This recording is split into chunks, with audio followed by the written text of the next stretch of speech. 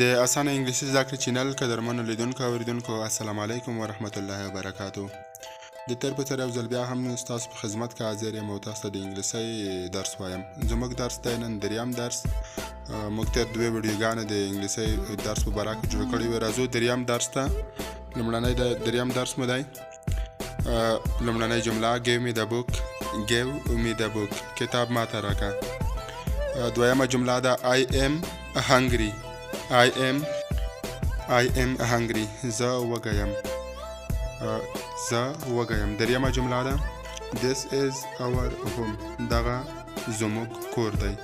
This is دغه دی our زموږ home کور. څلورمه جمله ده Are you a cook? Are you a cook? آیا ته یو اشپز یې؟ پنځمه جمله ده I want to drink water.